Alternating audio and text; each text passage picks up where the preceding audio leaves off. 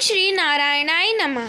आज इस वीडियो में जय विजय को सनकादि के श्राप तथा उनके 3 जन्मों की कथा, जिसे युधिष्ठिर के पूछने पर नारद मुनि ने जय विजय की कथा सुनाई। तो आइए जानते हैं सनकादि ने क्यों दिया श्राप जय और विजय को और 3 जन्मों में कौन से रूप में जन्म लिया। सुनिए। युधिष्ठिर के पूछने पर नारद जी ने कहा, एक दिन ब्रह्मा के मानस पुत्र सनकादि ऋषि तीनों लोकों में स्वच्छंद विचरण करते हुए वैकुंठ में जा पहुँचे। यूँ तो वे सबसे प्राचीन हैं, परंतु जान पड़ते हैं ऐसा मानो 5-6 बरस के बच्चे हों। वस्त्र भी नहीं पहनते। उन्हें साधारण बालक समझकर द्वारपालों ने उनको भीतर जाने से रोक दिया। इस पर वे क्रोधित से हो गए और उन्हें द्वारपालों को यह श्राप दिया कि मूर्खों, भगवान विष्णु के चरण तो रजोगुण और तमोगुण से रहित हैं।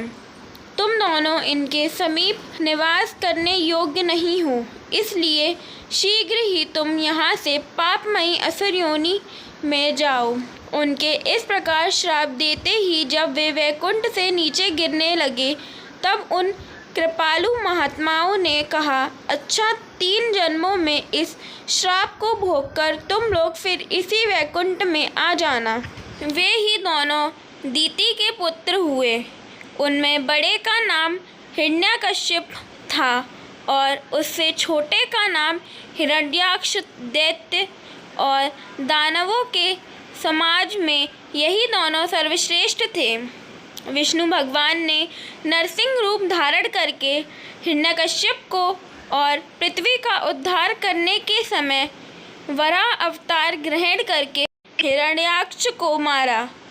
हिरण्यकश्यप ने अपने पुत्र प्रहलाद को भगवत प्रेमी होने के कारण मार डालना चाहा और इसके लिए उन्हें बहुत सी यातनाएं दी, परंतु प्रहलाद सर्वात्मा भगवान के परम प्रिय हो चुके थे, समदर्शी हो चुके थे।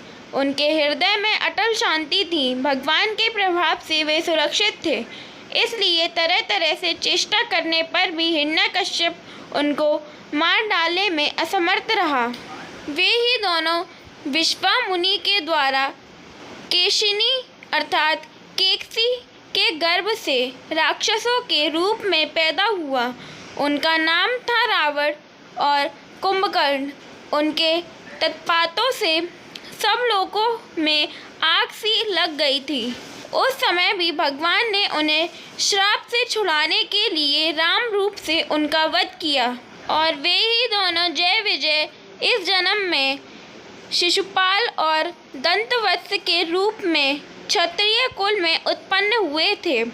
भगवान श्री कृष्ण के चक्र का स्पर्श प्राप्त हो जाने से उनके सारे पाप नष्ट हो गए और वे सनकादि के श्राप से मुक्त हो गए।